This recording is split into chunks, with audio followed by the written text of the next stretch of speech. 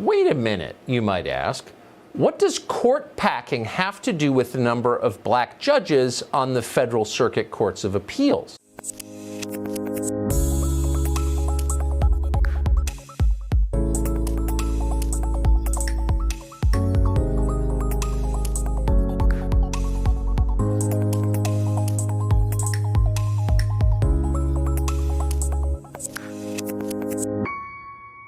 This video is brought to you by Extreme Tees.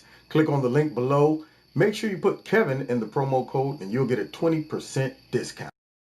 Welcome back to Kevin's Corner, where I try to make sense out of nonsense with part 3 of Time with Tucker. Now this dude opened up with, wait a minute. What does black judges have to do with packing the Supreme Court? And that would be the question from any practical, logical person who maybe just took a basic English course, read a little literature, knowing how you're supposed to make good transitions that connect with the other sentence or paragraph or storyline or whatever, but all of a sudden it just switched. And for those that didn't catch it, it would be like me, starting off a story about, my journey in the morning and then switch out of nowhere. Somehow you didn't even catch it. Man, I woke up this morning, I was late, ran and put on my shoes real quick, man. And the hamburgers taste great. What? And yet she got away with that. You know why? Because she hit the sensitive topic. She hit folks in their blind spot. They never see it coming. That left hook of identity politics and racism. They always get socked in the eyeball from that, and she knows it, and that's why she's bringing it up. And Tucker even goes deeper with the psychology, gets all deep into it and said, honestly, she was telling the truth, even though it made no sense. But in a sense, if you're smart enough to catch it, you know why she did it, because she's setting it up for later. Y'all see how it works? See, the Democrats, the way they get folks to willfully surrender their sovereignty is through masking these evil dictator motives with identity politics. Let me give you an example. Some idiot loses his mind and he's crazy enough to go and do a mass shooting. Now, that has nothing to do with the AR-15.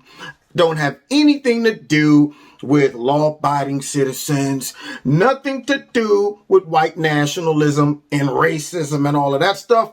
I mean, on the most simplistic level, and the observation of most of those cases comes down to that person was crazy. Now, the Democrats know that you have to be crazy to do something like that, but they have a bigger agenda. Therefore, they simply accuse some other groups that support the Second Amendment of supporting murder of kids, mass murder of people. If you guys don't kneel and bow to our dictatorship of having y'all surrender y'all weapons and getting that AR-15 off the market, then you must love to see folks killed. And what they'll do is trot out a kid on TV. I was so scared, which that's cool. But what that kid does is it makes folks who want to have a reasonable conversation about gun control say, oh man, they came out with a kid. How can I? All right, let me see. I mean, let's be honest. We're sorry for what happened to you, buddy, but you don't know anything about gun control. Can you move out the side? We were talking, and then what do? I can't believe you. You're just going to push this kid who was a victim of all this. You know how you feel. You hate this kid, don't you? You're like, oh, no, I don't hate the kids. I don't want the negative press. That's how they get their agenda across, because when they hit you with all of that stuff to distract you looking at the kids and you're so, all broken up on the inside, and then they throw out stuff like, and that's why we need to have comprehensive gun control or whatever. We won't give you the details. No. What we need to do, we just want to have some reasonable restrictions on guns, like, maybe a ban on assault weapons. Assault weapons? Well, to the bubblehead, they're like, well, I mean, they've been telling us for the last 5 years the AR-15 is an assault rifle, whatever that means, and it's an automatic, not a semi-automatic. That's what they've been telling us. So in their mind, they see the AR-15. But in a reasonable person's mind, when I hear assault weapon, I'm thinking, well, what is that?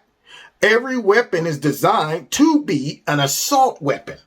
If I have to save my life, I don't want a non-assault weapon. I mean, whatever I use becomes an assault weapon. If I need a slingshot, it's an assault slingshot. If I need a straw with some paper in it, and it's an assault straw with some paper balls. If I have to use a hand with some skin on it, this is an assault fist. See, so then later on when they snatch all the guns and the same idiots who got sucked in didn't see the blind spot because they brought out the kids and all that.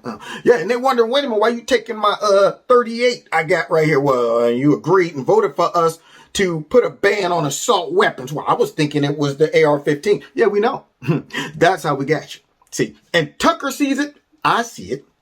But so sad, man. We got so many bubbleheads that they just can't see it.